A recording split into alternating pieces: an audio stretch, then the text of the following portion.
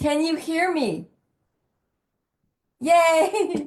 All right, I feel like an idiot, okay? And it's not the first time this week I felt like an idiot. I was talking about how what an asshole I can be at times when I'm in my ego and I'm in fear, self-centered fear.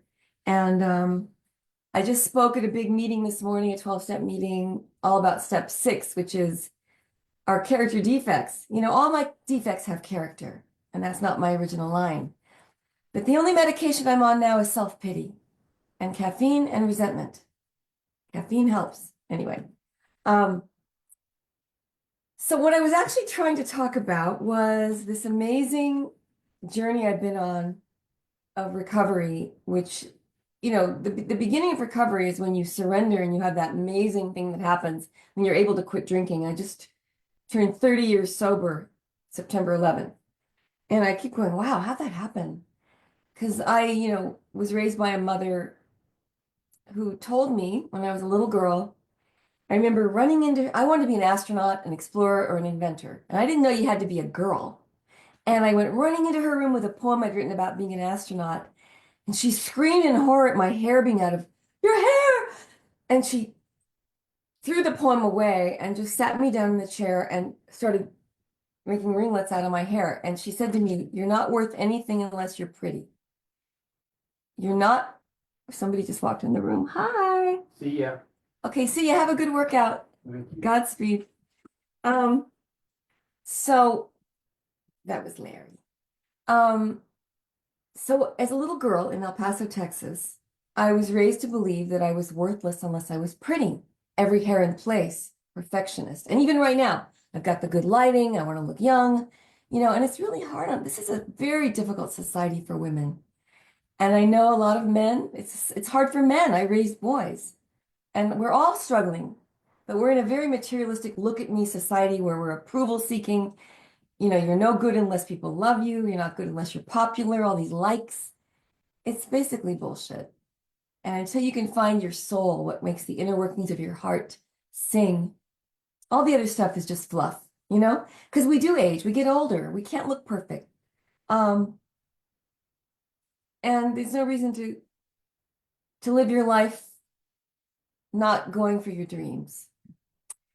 But I do want to mention that the past 3 weeks, I have been crying a lot. I've been, for the first time in my life, feeling like we really, really, really might lose our democracy, really, really, and truly. And I only read news vetted by the Society of Ethical Journalism, AP and Reuters, and real newspapers, the Detroit Free Press, the Milwaukee Sentinel. Is that the one? Yeah. Every single newspaper in America are AP and Reuters, the good newspapers, not the Washington Times. That's a fake paper founded by the Reverend Sun Young Mooney. But I think what I've learned the past 3 weeks is that the minute I stop thinking about the world problems or politics, and politics to me is not the issue, it's morality, it's saving lives, it's making a living, it's being equal, having equal rights. The only reason pride parades came about was because gay people were being killed. Matthew Shepard was dragged on the back of a truck for a hate crime. It's because these people had less rights before. Women had less rights. We weren't even allowed to vote till the 20s. I wasn't allowed to get a credit card in the 70s without my husband, and I wasn't married. So, we're gradually getting our rights back, and now we seem like our rights have been taken away again. I had a lot to say about this. I wish to God it had recorded, because I've come full circle in realizing I don't want to fight anybody. Whenever I fight tit for tat and argue with any of you over the current situation, I feel debilitated. I feel weak. And the minute I lift my thoughts above the problem to the higher realm, where Einstein said no problem can be solved at the same level it was created on. You have to go to a higher level. You can't fight fire with fire, not really. You can't create peace with bombs, not really. You can't cure alcoholism with more alcohol and drugs. You have to go to a spiritual or diplomatic solution for everything in the world. And thoughts are things, and this is a thought universe. And in quantum physics, I came up with this idea. Everything exists in waves of infinite possibility until we lock it in with our judgment. and it becomes a particle. With our particular judgment, we particularize it into a particle. I came up with that after talking to my astrophysicist friend who said, it only works for the macro level, but no, it works for the micro level. It works for the macro level. We are living in a thought universe, and our thoughts, if we focus on love and the good in each other, we lift each other up. And I've had to practice this the past few days over the two people I feel that are the most scary people in the world right now, and they're at the head of our government right now. And I started really sending them loving thoughts. You know, Christ was a rabbi. He walked around spreading love. And it's basically about love your enemy. It doesn't mean you have to hang out with them, but you can't hate them. I cannot afford to hate anybody deeply. I can't afford hatred. I've had fear, and fear is false evidence appearing real, and fear can turn us into hateful people. But I can't afford to go there. You know, I'm 30 years sober by the grace of surrender, and I had this catastrophic spiritual awakening, which was magical 30 years ago. And from that moment on, then I had to learn to live in the real world and to be less of an asshole. So I just want to get to the asshole stories real quick. The ones where I had to learn a lesson. There's a few of them. For today, I'm just going to do these three. And then I'll talk more about the real issues going on in the next taping, because I can't repeat everything I said in the last hour. Can you believe that? None of it recorded at all. There wasn't a single, the whole thing was on mute the whole time. I could lip read maybe, and then record it somehow. All my jokes, everything. Anyway, so I was out in Lancaster, California, where I filmed when I was filmed Quantum Leap, the pilot for Quantum Leap. I played a pregnant pilot's wife with short dark hair. That was back when I dyed my hair dark, because casting directors thought that if you were a brunette, you could play serious roles, but if you're blonde, you can only do comedy. They really thought that. Tony Miros would probably agree with me, but he's a casting director. So, you know, there was a time in our era in the 80s and the 90s where people thought, if you're blonde, you're perky, you're funny. If you're brunette, you can be serious and dramatic. So I dyed my hair dark to play. I got the part as DJ Spanish teacher in Full House, and I got to speak Spanish. Viví en El Paso, Texas, junto a Juárez por 13 años. Acá aprendí español desde niña edad de 12. I love to show off Spanish because I was born in El Paso on the border, and I love growing up in a bilingual city. From the age of 6 years old, I learned Spanish fluently. So I speak fluently. And I wish everybody had the opportunity to speak another language. And I love the Mexican people. This was their land before it was our land. There's not a single English-speaking name from Las Vegas to San Francisco to San Diego to Los Angeles, El Paso, Texas, you know, Nevada, como se dice, Colorado. Pero yo vine a El Paso, Texas, junto de Juárez, México.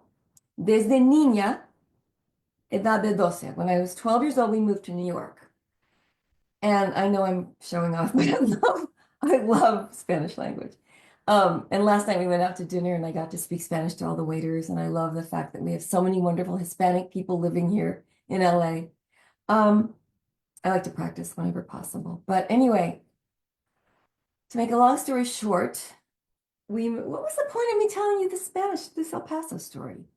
See, I forgot my jokes. I forgot what I was going to say. Okay. Oh, okay.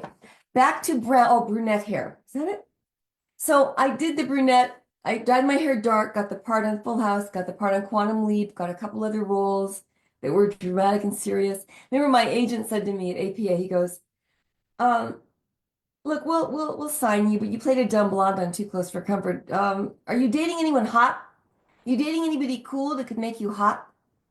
And I went, just Nicolas Cage. And that was when I was dating Nicolas Cage. And he goes, oh, good. But if he dumps you, we dump you. I'm serious. This is more or less what the agent said to me. He says, you're not, you know, you played a dumb blonde on TV. You know, we're moving into the 90s. This was the late 80s, by the way.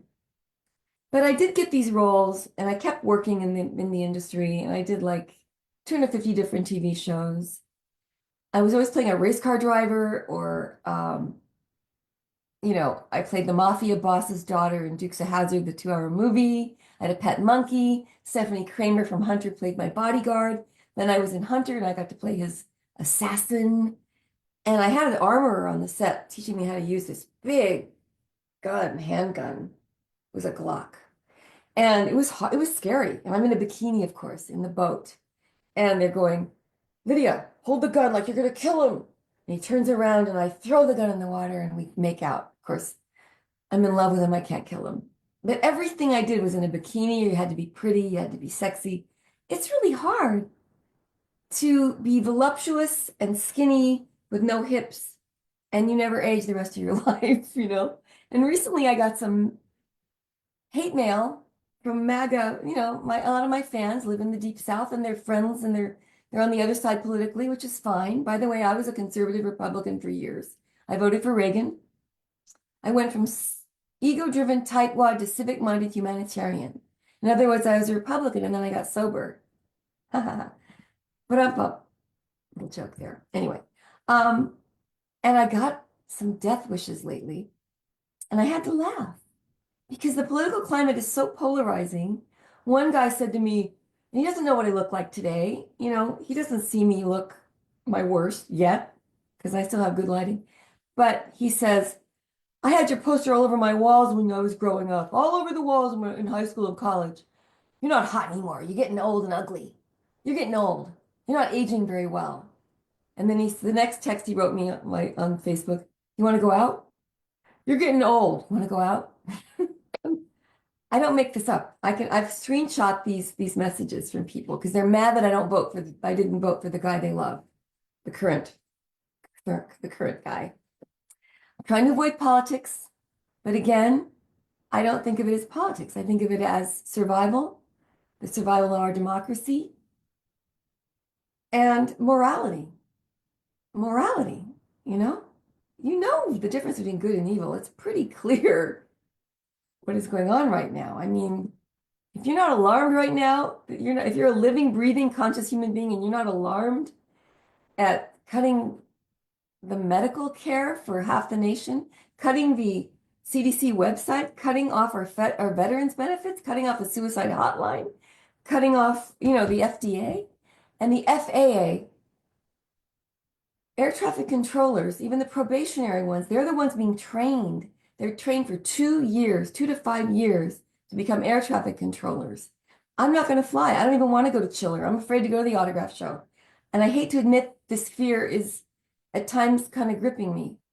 But for Elon Musk to get in there, a person that wasn't ever vetted with security clearances, whose rocket blew up and scattered debris over the flight paths of several aircraft, who they had to avert his rocket blowing up. He's not had a good track record, and he gets federal subsidies, corporate welfare, and he's not a natural-born citizen. For him to be inside our Treasury Department, cutting off our Social Security payments, or whatever he's doing, feels highly bizarre. It feels like we are having a hostile takeover. But I don't want him in the airlines, and he's fired the FAA chief and the safety board and the air traffic controllers, 500 of them. And we have a shortage of air traffic controllers. So when they fire probationary employees, those people are keeping us safe. The FDA food inspectors, the USDA, remember the Tylenol? There was a Tylenol, somebody got into the Tylenol bottles and put in poison pills. It happened in all the grocery stores a few years ago. That's why the USDA was created, for this kind of thing. So they have these safety mechanisms. So they check every single bit of medicine going out there. They check the food supply. There isn't bird flu in the chicken, And those CDC websites are now gone. Cancer research, Alzheimer's research. Trump cut all that funding off. And it's weird. It doesn't feel right, okay? The National Park employees, that one EMT, said he's the only EMT at Yosemite Park who saves lives, people falling off, rappelling. He brought a guy back to life, giving him open mouth resuscitation. He got fired, lost his job, 30 years. This doesn't make sense. That's not socialism, to care about your fellow man. But I digress. Back to Edwards Air Force Base. Okay, so anyway, so I was at it in Lancaster taking care of my parents. My mom had Alzheimer's. My stepdad, Chuck, whom a lot of you know, that adorable man. Oh my God, he brought me so much joy. He got dementia, but the cutest kind of dementia where I learned that when people have dementia or Alzheimer's, they really do need love. Actually, it's the salve. Love would solve every problem on earth. But he would walk around looking really hollow and he would go, and I go up and I hug him. And the power of touch brought him back. And mom, sometimes she would just look at me and stare at me. And I think she faked having Alzheimer's just to get to be a member of the club, because he was getting a lot of attention for it. But he was so cute. He was in love with everything. He was like a kid. Every flavor he tasted, I cooked him food and he'd go, "Oh, I never tasted anything so good." He saw a bird outside the window and he would just marvel at the universe, the birds. Of course, he thought mom was Vanna White. He didn't know her name. I have this on, I've recorded him saying these things. I go, "Who's this woman in bed with you?" He go, "Well, I don't know, she's a friend." I go, "A friend with benefits?" He go, "What do you mean by benefits?" You can't make this up. And there were times he would talk to stuffed animals. He did an interview with a stuffed animal. He said, "This guy, he doesn't know shit from wild honey." Okay, I have it on tape, so I have proof. And he said, "This guy didn't go to college. He doesn't know anything about the medical." Chuck was in medical engineering. He was an efficiency expert for hospitals. Okay, so he cut costs and stuff like that. But there was such a joyous time taking care of them. But I was staying in their big motor home, and they were in the hospital, and they were staying in a board and care. We had them with caregivers who were kind of neglecting them. We were going to move them out, but I had to be there on call to see if they're okay. My sister and I took turns taking care of our parents. And they let me use their big motor home, a 36-foot RV that I kept parked at the Elks Lodge. And Chuck was a member of the Elks Lodge. He was an elk. It was such a cool place. The Elks Lodge out on Lancaster and Avenue K.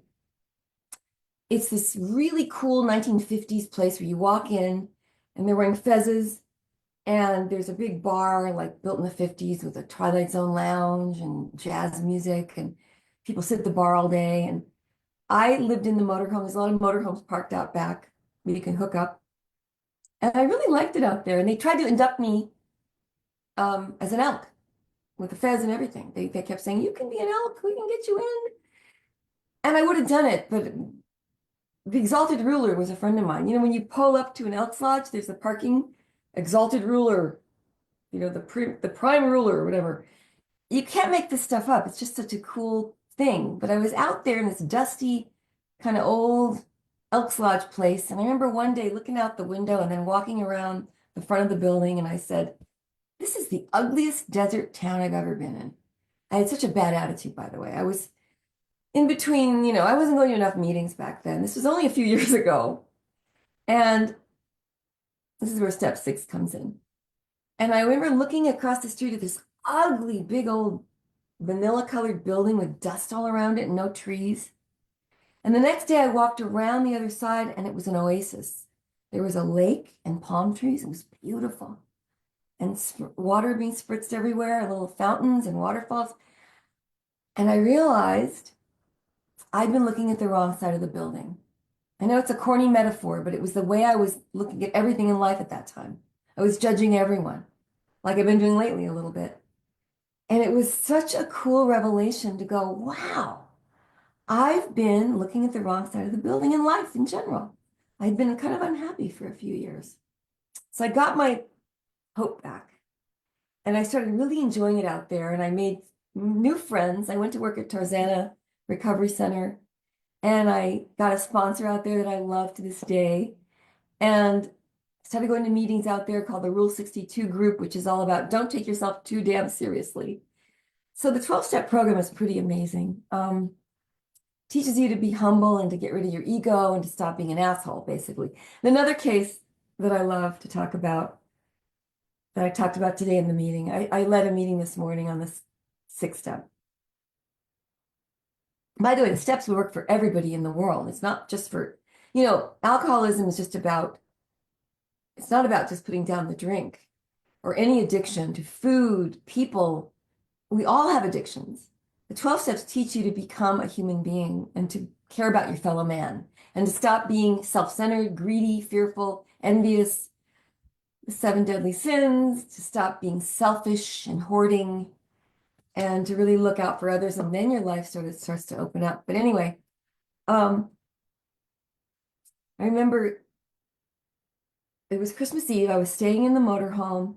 My son was coming out to stay with me. He was at Cal Arts in college, and we were going to stay in the motorhome for Christmas and see mom and dad, mom and Chuck. So I remember he was coming out, and it was 5 o'clock, almost 5 o'clock, and I had to get a jar of Vegenaise. I stopped eating mayonnaise a few years ago because I didn't like raw eggs. Still don't like raw eggs in anything. And I figured mayonnaise has raw eggs in it. So I went and I've got to run to this, I got to find a health food store in Lancaster. And I looked at online, it said Whole Wheatery. So I said, Siri, navigate me to the Whole Wheatery. She took me to an adult bookstore. She must have thought I said Whole Eatery. Okay, that's a really dirty joke, but it's true. I mean, that's what she really did take me to an adult bookstore. I'm thinking, Siri's got a dirty mind. Sorry, that's really a stupid joke. But eventually I made it to this place called the Whole Wheatery on Avenue L or something, and it's way out there in a little strip mall. It's an actual health food store, and they have Vegenaise. So I run in, I grab my one jar off a shelf, and I come to the checkout stand, and a woman with 90 items in her cart beats me to the checkout line. And I'm like fuming. And I stood behind her, and instead of just asking her politely, could I only have one item? Can I go ahead of you? I preferred to stand behind her and fume and huff and puff. And I made loud noises.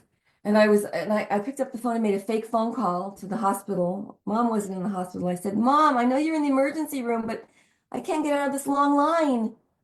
At that moment, I realized I'm being an asshole. And at that moment, I looked at the back of the woman's head in front of me, and she was shaking with Parkinson's. And at that moment, I poured waves of love out to her, to the back of her head, waves of love. Because prayer is the invisible transfer of love to another. That's what I think. And at that moment, as I'm loving this woman from behind, invisibly, she turns around and goes, oh, honey, you only have one item? Go ahead of me. And every time I think of it, just brings tears to my eyes because I'm such a jerk sometimes. And it takes that kind of comeuppance, that kind of a like clockwork. Every time I realize that I'm being selfish or greedy or whatever it is, I'm taught a lesson, or I wake up right in the nick of time. It doesn't always happen in the nick of time. It's like Stephen Covey wrote that book, The 7 Habits of Highly Effective People. He said, if you were in line behind somebody who was fumbling and with their car keys and they kept dropping things and they're making you late for work, and if you knew that they lost their mother that day and their children lost, they lost their wife that day and their children lost their mother that day, wouldn't you be more kind? Shouldn't we just be more kind to each other? Wouldn't that be the way that love makes the world go round, Just think a little before we act. And I can't do it. I was triggered the other day online, putting people in their place. I'm an asshole. But I tried to apologize to one guy, and it was too late. And I realized he's a special needs, he's an Olympic athlete, Special Olympics athlete. And I called him an ignoramus. I deleted it. I tried to take it back. I wrote him forgiveness, but I couldn't reach him. He'd already blocked me. It's like, oh. So I got to be really careful because it's not good for any of us to fight each other on this level of constant stupid.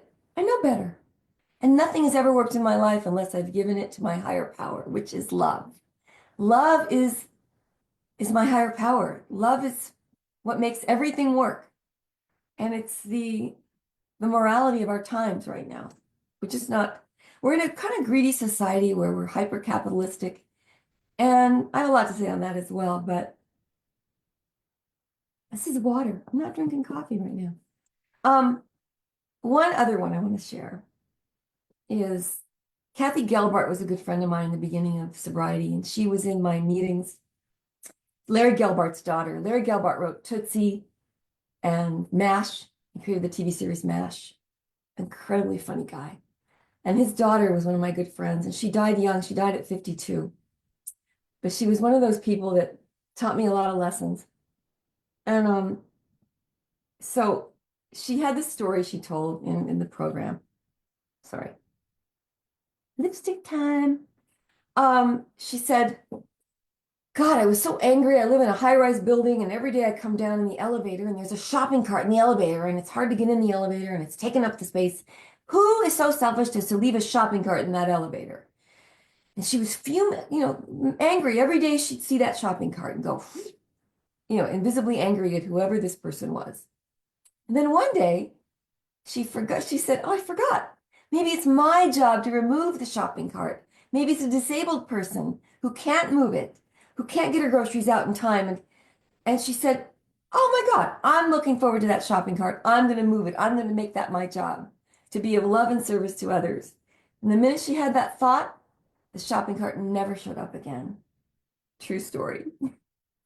So, when I'm selfish, self-centered, fear-based, angry, greedy, nothing goes my way.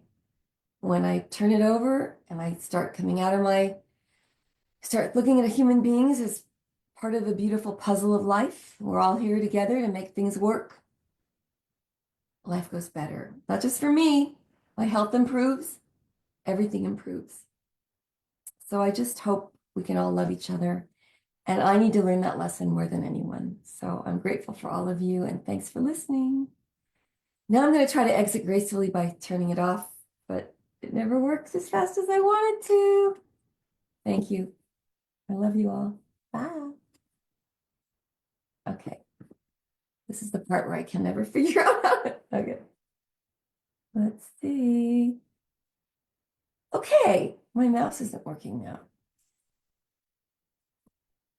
Oh, here it is. Eyesight's changing. Okay, so I turned a certain age,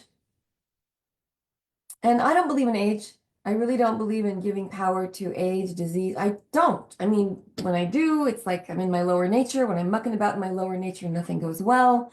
When I lift my thoughts above the problem, things go better. The higher realm of thought is where God, good, love is, right? So if I don't think about age too much, I'm fine, you know? But I did have an eye exam for the first time in June, and it's getting hard to see perfectly anymore. And I had these really expensive glasses made. Medicare paid for a lot of it, but they had everything, progressive lenses. I think I talked about that with you guys ad nauseum, what to get, progressive or not.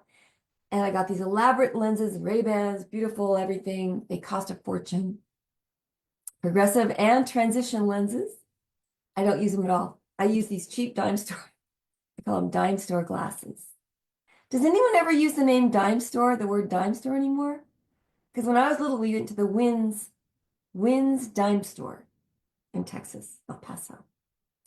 And Luby's Cafeteria. Who remembers Luby's? Anyone from the Southwest? Okay, I'll continue this dialogue this week. Love you guys. Have a great Saturday night. Have a great Sunday. Peace, love, and blessings to you all, and Godspeed. Oh, no matter what I do, I can't exit gracefully. Okay. I'm still trying to see the thingy. There it is. My glasses. All right. I'll cut this stuff out of the actual show later. It says end.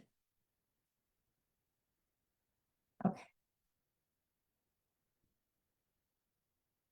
I can end it. Still talking. This is becoming a joke.